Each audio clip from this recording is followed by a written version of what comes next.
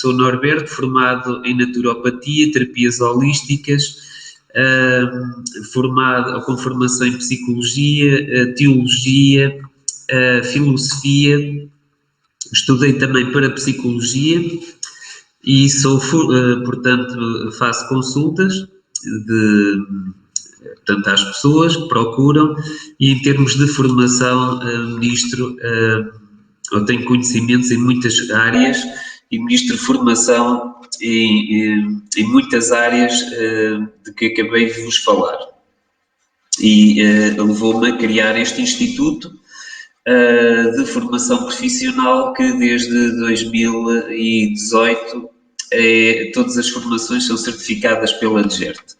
Só para me conhecer um bocadinho, que há algumas pessoas aí que têm-me ouvido falar desde o primeiro dia, não falei muito sobre mim, tem sido mais sobre o Instituto e, portanto, faz este ano 20 anos que, por exemplo, trabalho com o Reiki, portanto já só há muitos anos a fazer consultas e a dar formação em muitas áreas, 43 é exatamente aquelas que trabalho e ministro formação neste momento.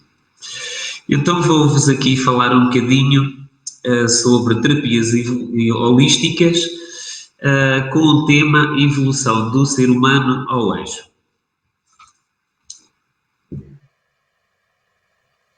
Então vamos começar por colocar a questão. O que é a medicina holística ou o que é a visão holística? Tem aqui um símbolo que representa o símbolo, no fundo, da medicina, o símbolo de Hermes, com as duas cobras enroladas no caduceu, símbolo ligado a Esculápio, o deus da medicina em si, e aqui por baixo tem medicina holística. E queria que focassem neste símbolo, principalmente porque o tema é a evolução do ser humano ao anjo. E aqui no caduceu aparecem duas asas. E vamos tentar, ao longo desta intervenção, o que é que estas duas asas terão a ver com este tema, com a medicina holística ou com a visão holística, porque sendo o símbolo da medicina, estas duas asas estão aqui neste símbolo há pelo menos 500, 600, 700 anos antes de Cristo, da Grécia Antiga. Portanto, aqui um símbolo da medicina ligado à saúde, e vamos ver aqui o símbolo pode ter várias interpretações, mas com duas asas, o que é que estas duas asas farão aqui neste símbolo? Mas já lá vamos então.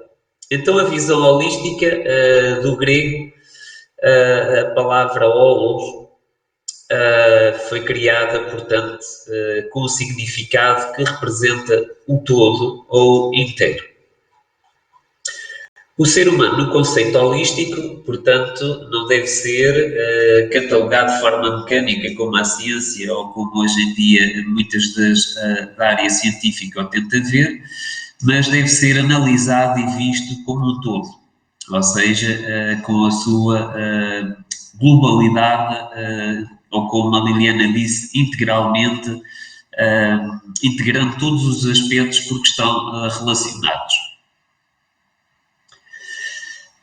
Jean Christian Soumets, em 1926, ligado ao holismo, descreveu que é a tendência da natureza de usar a evolução criativa para formar um todo, que é maior que a soma de todas as partes. Ou seja, a doutora Ana Esperança, quando abriu o simpósio, começou por dizer que era bióloga e, portanto, no habitat tudo está interligado. Se por vezes destruímos uma espécie ou um elemento, essa cadeia alimentar acaba por ser destruída e vai tendo repercussões noutras. É o mesmo aqui que fazemos com a poluição, etc., vai acabando sempre por se refletir noutras partes. Nada existe no fundo isolado. Portanto, a terapia holística é uma terapia baseada nesta visão do holismo, do todo, em si, e tem como meta ou pressuposto trabalhar os problemas, as doenças, os comportamentos, tudo aquilo que quisermos entender do ser humano, seja de uma doença mais física, um problema mais relacional ou até um problema mais coletivo, se assim quisermos entender, como agora da pandemia, que a Filomena falou muito bem das eras. Portanto, pode haver um problema ou uma questão cósmica, do ciclo cósmico. Na Índia se fala muito sobre, neste momento estamos na era de Kali Yuga e passar para a era de Satya, que é a verdade, que é outra perspectiva, sem ser a astrologia. Portanto, há aqui várias questões que se colocam. Então, a terapia, o holismo, procura ver a visão, uma compreensão de todo o acontecimento na sua globalidade. E neste sentido, ela difere de algumas áreas terapêuticas em si, porque algumas áreas, apesar de terem um conceito de dizer que são holísticos e que têm alguma abordagem nesse sentido, é preciso mesmo, na prática, fazer esse conceito. O Júlio já nos deixou ontem o mote, nos deixou a visão disso, que é preciso ver até para a inflamação crónica ou stress oxidativo, até dentro da abordagem terapêutica, que nós temos de ver, e que alguns foram falando, desde a poluição, desde os metais pesados, desde as antenas, desde as geopatologias, que agora falámos um bocadinho, desde a influência do Feng Shui, desde a influência da nova era ou das eras em si, desde os elementos mais fisiológicos, como agora um vírus, portanto, que nos está aqui mais a afetar, desde outros componentes que a ciência estuda, mas passando por outros energéticos, como os chakras, que a Liliana falou, desde componentes astrais, mentais, do tema que abordei ontem de vidas passadas. Portanto, nós somos um ser multiexistencial, multidimensional, vivemos em várias dimensões ao mesmo tempo e temos o mesmo espírito, vários corpos. Portanto, acrescentando, temos também uma influência espiritual ou kármica sobre nós, familiar, genética, e poderíamos aí continuar e teríamos uma lista enorme de aspectos que influenciam, que trabalham direto ou indiretamente com o ser humano. E, portanto, uma abordagem holística tem de ser uma abordagem que enfoque todas estas questões, não só em termos de diagnóstico, para perceber qual delas é que influencia, perceber, analisar e discernir, e na ciência existem aquilo que são os quadros funcionais, em que temos numa tabela todas as probabilidades e todas as opções para perceber a raiz ou a causa do problema, e todos estes assuntos têm de ser postos em cima da mesa quando estamos a trabalhar com a pessoa. Por vezes dizer, ok, vou só dar um exemplo, podia ser um qualquer, eu faço Reiki, isso é uma abordagem holística, sim, é verdade, mas se tivermos falta de uma vitamina, ele não vai lá pôr a vitamina A no olho ou no fígado. Pode ajudar um bocadinho na sintetização, etc.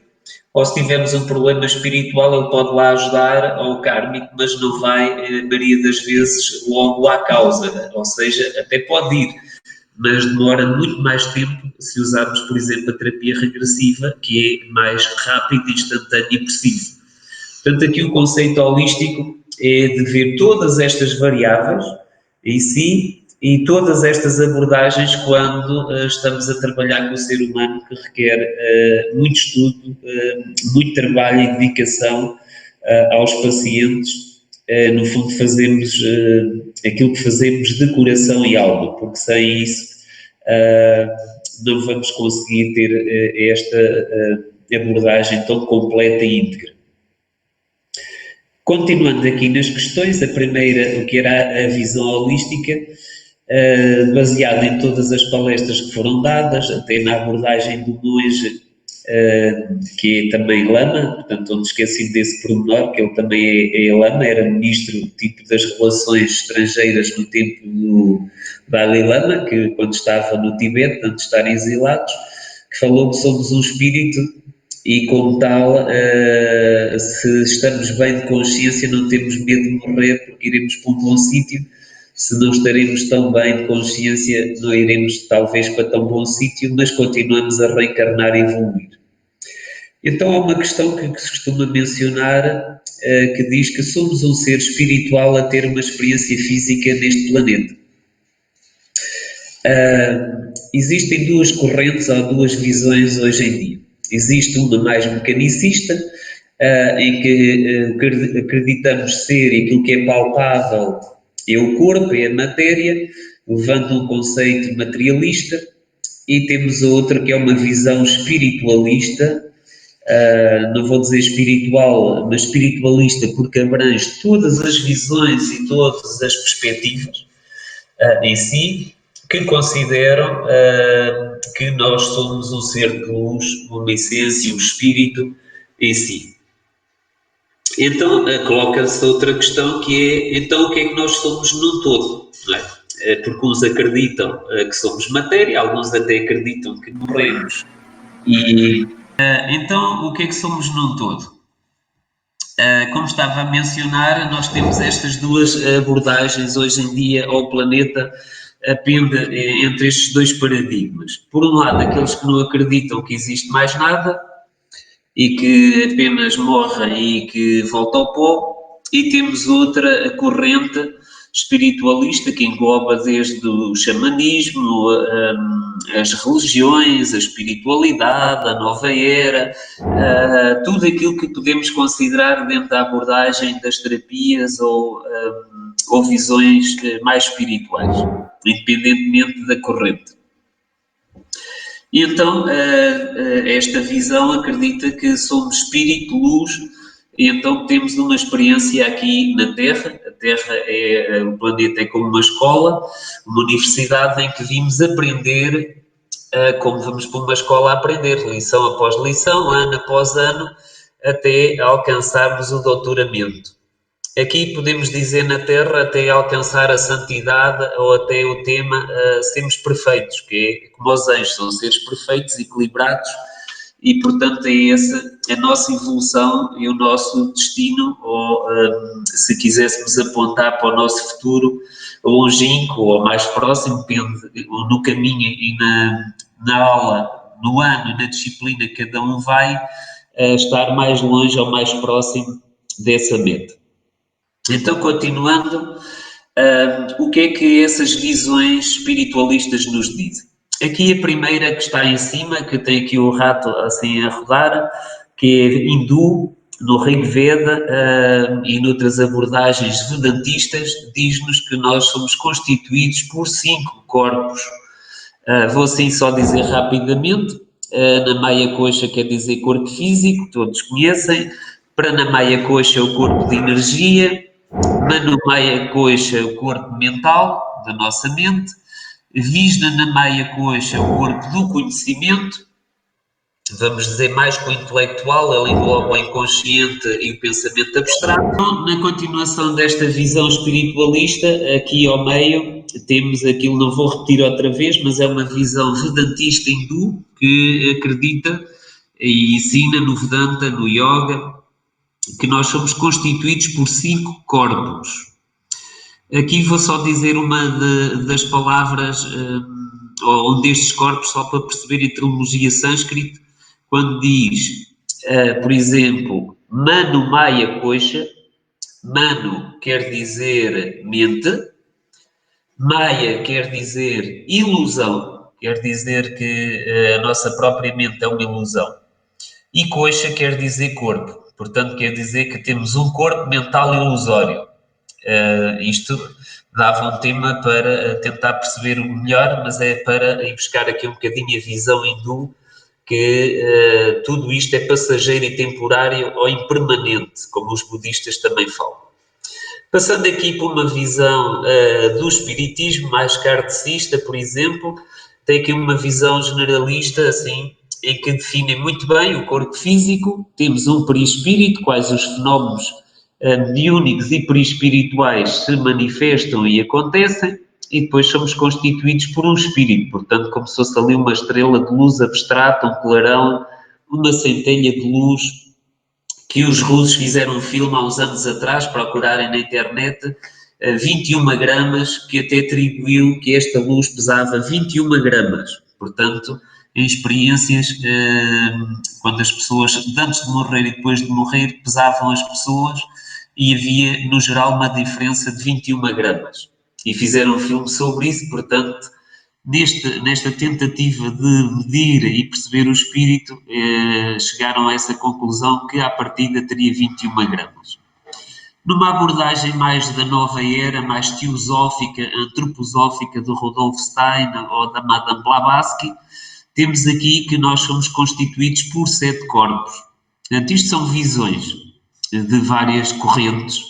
Nenhuma considero que esteja errada, nenhuma considero que se calhar esteja completa, porque nós só vimos 3% da realidade, só usamos 8% a 10% da nossa capacidade cerebral, segundo a psicologia. Portanto, possivelmente ainda haverá mais se nós estamos a usar-nos e muito limitados. Então, esta visão da teosofia e outras da nova era diz que nós temos um corpo físico, temos um corpo etérico, feito de energia, um corpo astral, são mais ou menos os 3 idênticos em formato. Depois temos aqui um corpo mental, que já é uma bola de luz abstrata, já não tem um conteúdo palpável, concreto. O mental superior, o búdico e o corpo átmico, ou espírito, ou causal, como algumas tradições. Portanto, isto é uma visão apenas de 3 correntes, podia falar aqui de 20 ou 30. A NASA deu-se ao trabalho de fazer um estudo e há 20 interpretações para isto, conhecidas pelo menos. Voltamos aqui à Grécia e àquele símbolo que eu disse para fixarem lá nas asas do Cadseu.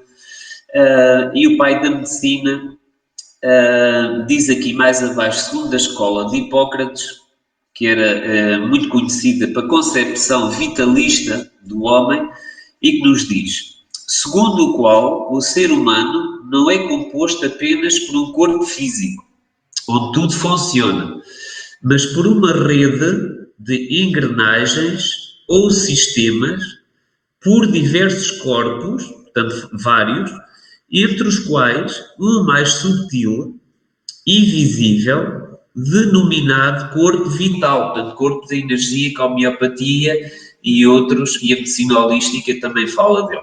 Mantendo a vitalidade, é responsável por todas as funções físicas e psíquicas e mentais de nós, portanto, quando estamos a funcionar no corpo.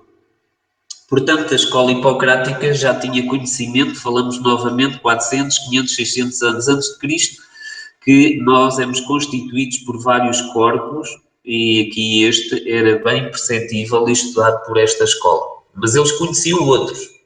Portanto, podia falar aqui de uma abordagem grega, mas não temos tempo. Portanto, sem este corpo vital, a vida era impossível. Quer dizer que dá-se aquilo que se chama clinicamente a morte.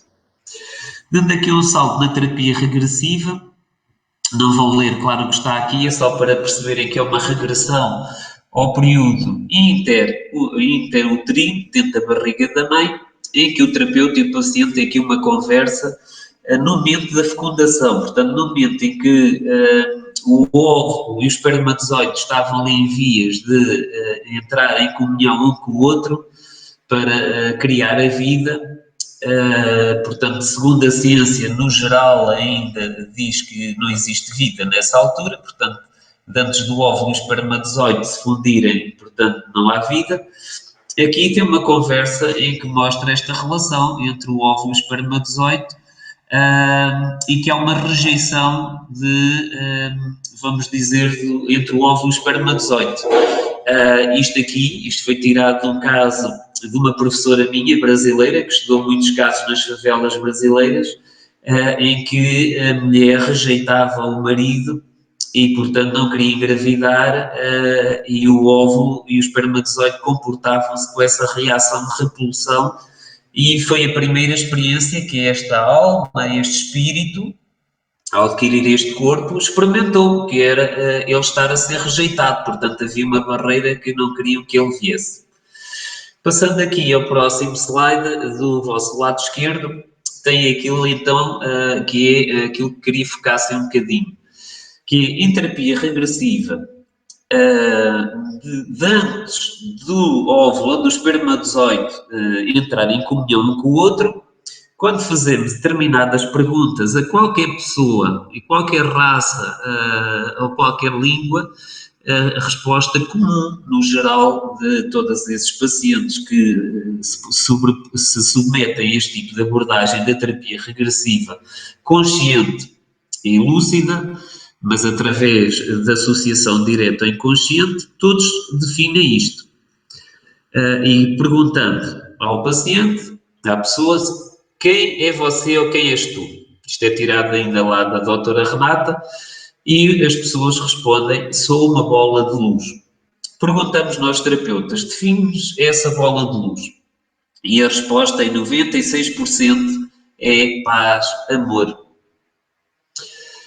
Continuando, o terapeuta, de onde é que vem essa bola de luz? Portanto, se aquele que ainda não é um bebê, como consideramos na matéria, no corpo físico, porque ainda nem sequer o óvulo está fecundado, vamos dizer que é aquela consciência, aquele espírito, quando perguntamos de onde é que vem, portanto, se ele diz que é essa bola de luz de paz e amor, então de onde é que essa bola de luz de paz e amor vem? E ele define de uma bola de luz maior.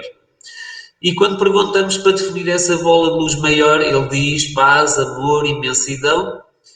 Podia aqui acrescentar, então, e perguntamos, a essa bola de luz é Deus? E 78% não sabem responder porque não têm concepção de Deus como nós temos Deus concebido mentalmente pelas religiões e formatados. Se perguntarmos, então, Deus é essa bola de luz, paz e amor, então 94% diz que Deus é essa bola de luz de paz e amor. Mas dando aqui um salto, porque o tempo alonga-se, temos aqui do lado direito o oposto, que é nas experiências de quase morte, que é MKM, uma paciente relata, portanto, é uma experiência em que as pessoas são submetidas a cirurgias e durante a cirurgia relatam que saem fora do corpo, que vêm os médicos, vêm os enfermeiros, a conversa, o corpo, vem um túnel de luz e são atraídos para esse túnel de luz, para essa bola de luz. E temos aqui alguns relatos, onde eles diz que de uma senhora é uma coisa muito difícil de escrever. Nem imaginava que isto pudesse acontecer.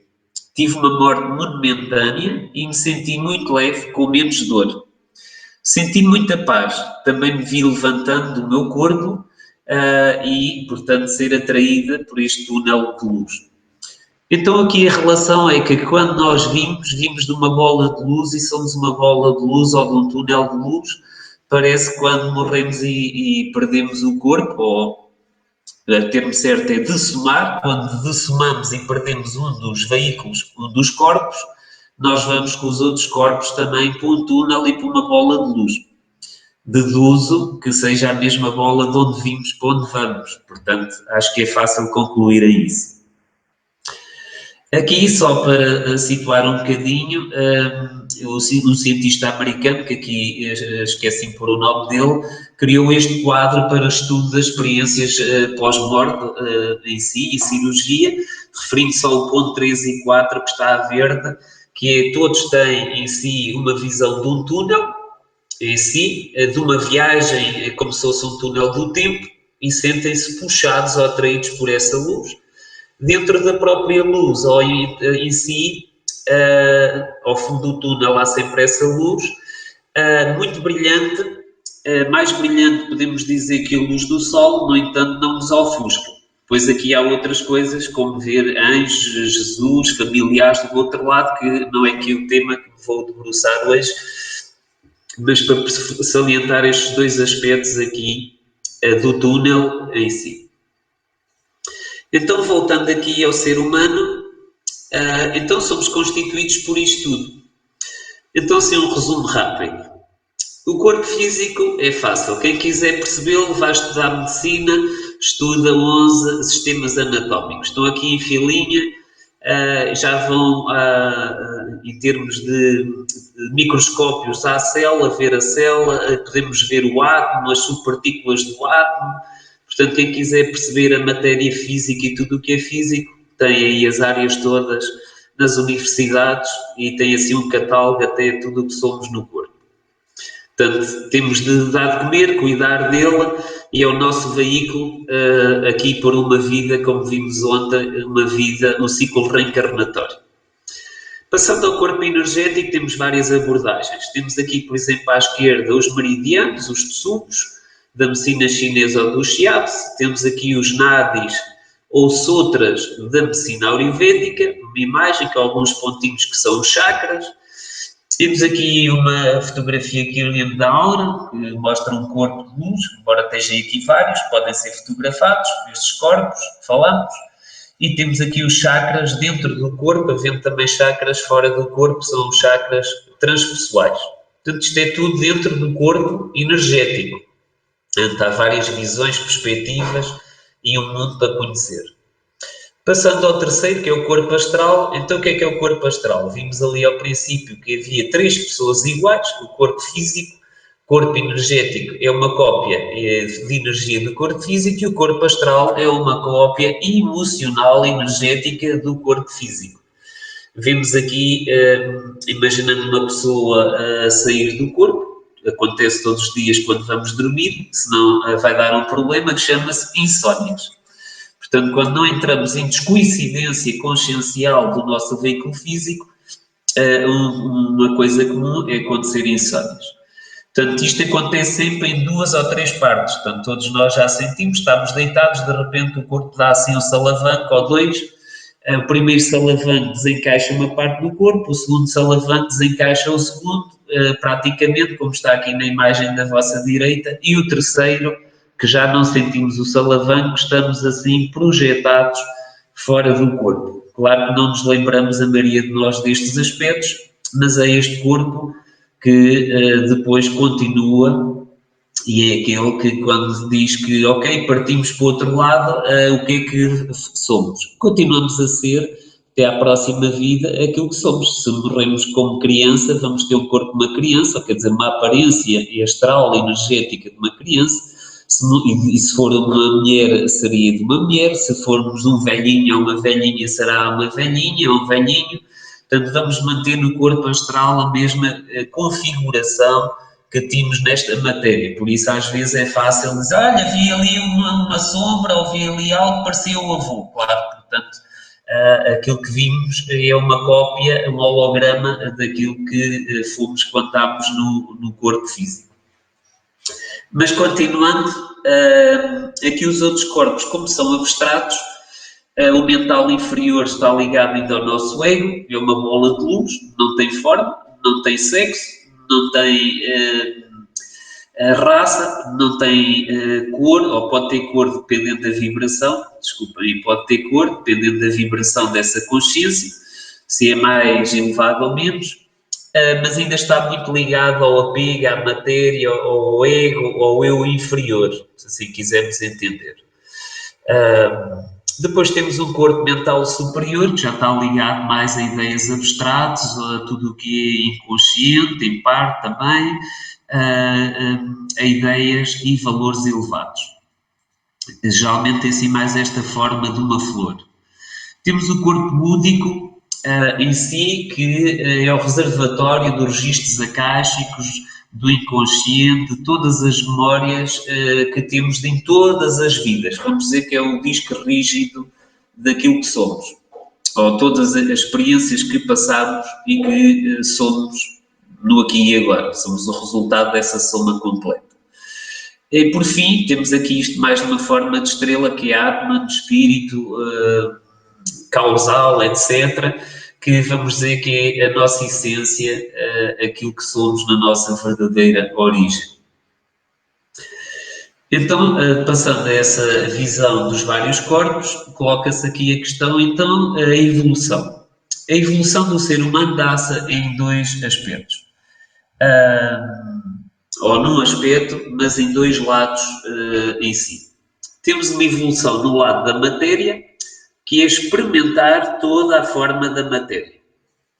E por isso vamos experimentando essa evolução gradativamente à medida que a nossa consciência no mundo tridimensional vai adquirindo suporte. Suporte através de quê? Daquilo que a Liliana disse do sistema nervoso. À medida que o nosso sistema nervoso vai evoluindo, vamos tendo uma expansão da consciência também nesta dimensão no reino da matéria. E tem aqui, desde o mineral, passamos, isto aqui tem a ver com os reinos, portanto o reino mineral evolui coletivamente por uma mónada para o reino vegetal. O vegetal é as plantas, as árvores, os alimentos. Esse reino vai evoluir ainda grupalmente por uma mónada animal, que ainda continua coletiva, mas diferenciada por raças. Por exemplo, dentro dos cães, há uma para todos os cães, mas dentro de todos os cães já há várias raças e ela vai começando a diferenciar-se e vai começar a agitar-se para essa consciência despertar na matéria. Portanto, o espírito é o mesmo, mas ele vai tendo esta experiência gradativa em si. Por isso, algumas religiões falarem que reencarnavam em animais ou que já tivemos vidas em animais. Isto para dizer o quê? Já tivemos. Neste momento não temos e não vamos ter porque a gente não evolui para trás. É o mesmo princípio se estamos na universidade ou se estamos no 10º ano, nós não vamos agora para a quarta classe. O mínimo, se estamos, por exemplo, no 12º, poderíamos ir a recuperar umas disciplinas do 11º ou ali do 10º para preparar para a universidade alguma coisa, mas não vamos para a segunda classe ou para a terceira, portanto nós não descemos de reino assim para trás a grande escala. Portanto, tendemos, quando entramos dentro de um reino, a evoluir e a trabalhar dentro dele no geral. Portanto, não saltamos para trás, no geral.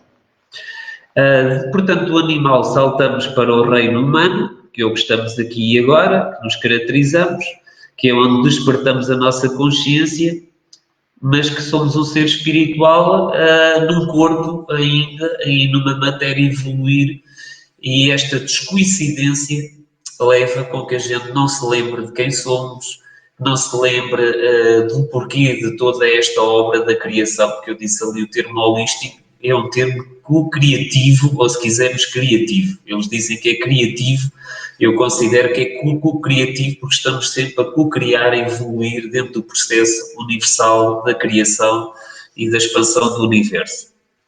E depois ainda vamos aqui também evoluir da raça humana para outra raça. E uma das raças que vem a seguir é a raça, por exemplo, angelical, que é o tema desta abordagem.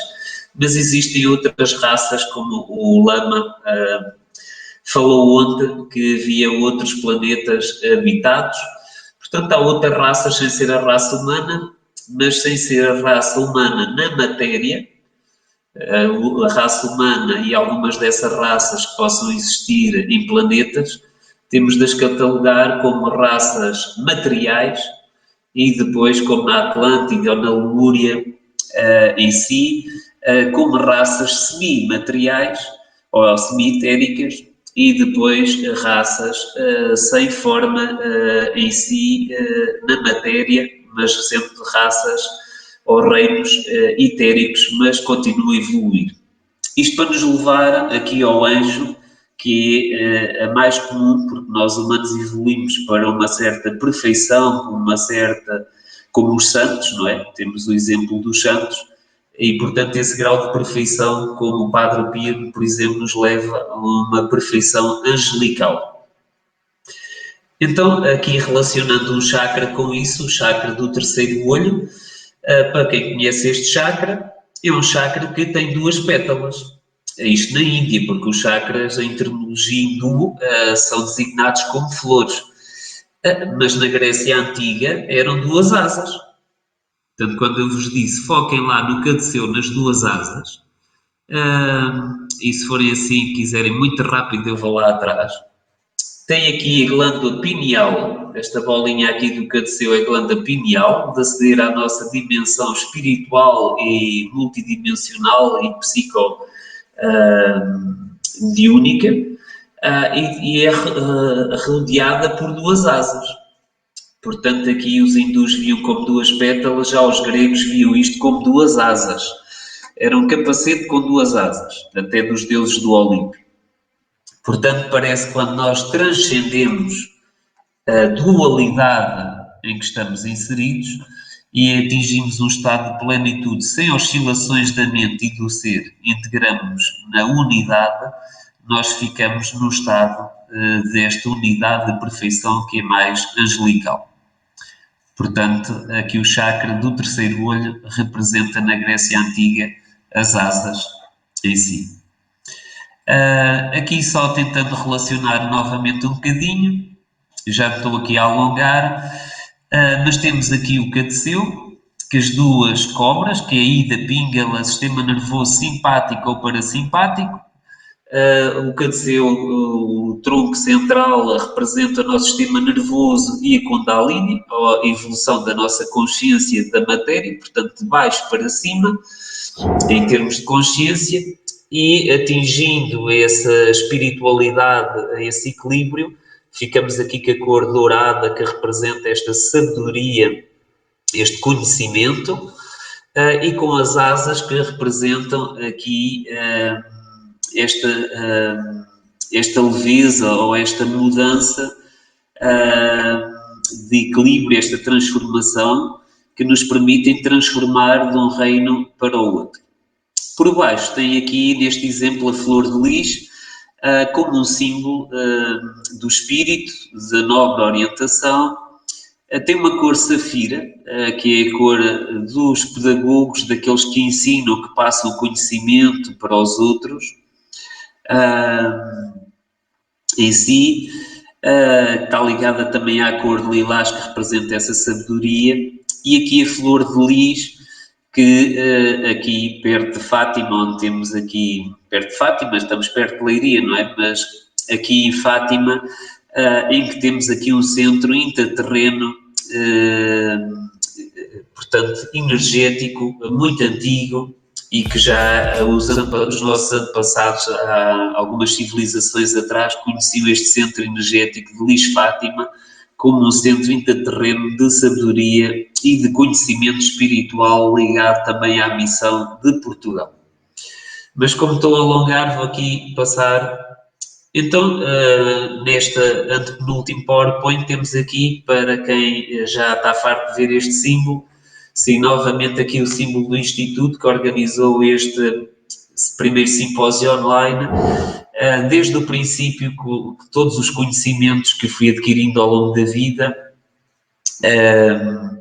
procurei criar um símbolo que representasse o máximo desses conhecimentos, claro, sendo um símbolo comercial também. Então aqui, só para perceberem um bocadinho, temos aqui de fora para dentro os vários corpos energéticos, pois cada um tem uma cor também segundo o arco-íris em si. Temos aqui o Yin e o Yang, que representam um símbolo da dualidade, e todos nós trabalhamos para estar no equilíbrio dos opostos, pois a saúde, a homeostasia, o equilíbrio desses opostos, de todos os opostos da natureza, do cosmos. Temos depois aqui os chakras, que é esse trabalho de consciência que temos de fazer para despertar e da Píngala, Xuxuna e a ascensão, portanto, de ascendermos. Temos aqui do Qigong a energia da Mãe Terra que precisamos para nos nutrir, com as energias telúrgicas. Aqui a energia amarela do Tanden ou Dantian, que precisamos nos nutrir no nosso centro nervoso, o nosso plexo solar, a nossa alma, a criança interior, o nosso espírito. E temos a energia do céu, do Qigong, mais leve, mais divina. E depois temos aqui então o Cadeceu com as asas, que tem aqui várias asas, que é quando fizemos esse trabalho de evoluir, de atingirmos um determinado patamar, o objetivo é termos essa natureza, ou que a nossa natureza é espiritual, luz, mas até sermos a luz pura, teremos de ainda passar no reino angelical e chegarmos ao reino em que já somos perfeitos, mas continuamos a evoluir. E por fim, ou ainda tenho aqui a flor de lis, sendo um espaço de pedagogia, de partilha destes conhecimentos para vos enriquecer, para nos conhecermos, para cuidarmos de nós, dos outros, da natureza, do cosmos. E temos aqui uma pirâmide que é para manter o equilíbrio, em que a base da pirâmide representa as 4 virtudes que o iniciado deve trabalhar, como os 4 vícios que ele deve eliminar para poder evoluir. Não faz sentido trabalhar os chakras, a evolução, sem trabalhar o nosso caráter e sem trabalhar as nossas qualidades. Isto representa na Grécia, na escola de mistérios de Pitágoras, o quaternário. Portanto, o quaternário é a base do quadrado, em que sentimos uma base e essas qualidades, essas virtudes. Aliás, era feita uma prova de virtudes aos iniciados que entravam nas escolas para poderem mostrar que tinham caráter e uma energia à altura do ensinamento. E a pirâmide repartida em 3 níveis, que é trabalharmos o corpo, mente e espírito com equilíbrio, centrando a energia e esse foco nos construir o nosso templo interior de fora para dentro e de dentro para fora. Portanto, basicamente, a simbologia aqui do símbolo foi uma tentativa minha ao longo dos tempos de resumir os conhecimentos que procuro partilhar, quem me conhece, quem não me conhece, que ao longo dos anos aí muitos cursos, palestras, programas na televisão, simpósios, etc. Procuro partilhar e este símbolo é assim um bocadinho a forma de representar os conhecimentos como os antigos. Representavam os conhecimentos por simbologias, ou como Carl Jung, a psicologia do simbolismo diz-nos muito, e é uma forma de aceder como chave ao nosso inconsciente, às dimensões e outros aspectos de nós próprios. Termino então com esta frase de vos desafiar, em que cada um de nós que é humano trabalha um pouco mais para a nossa dimensão de anjo. E a frase que vos deixo é esta, de aprendermos quem somos, de descobrirmos nas nossas partes, estudando-as todas um bocadinho, chegamos ao nosso todo, trabalhando em conjunto também socialmente para a unidade, pois estamos todos ligados, evoluir criativamente, porque o universo é co-criativo, o divino é co-criativo. Quando não estamos no processo co-criativo, estamos num processo inferior, portanto o nosso eu inferior. O nosso eu superior, a alma, é plenamente co-criativa e quando alinhada com as leis divinas e com Deus, comunga como os anjos da co-criação divina. E, portanto, em cada dia procurem atingir a vossa grandiosidade, a vossa plenitude, ser um ser, vamos dizer, imortais que somos, mas a ter uma experiência no corpo físico.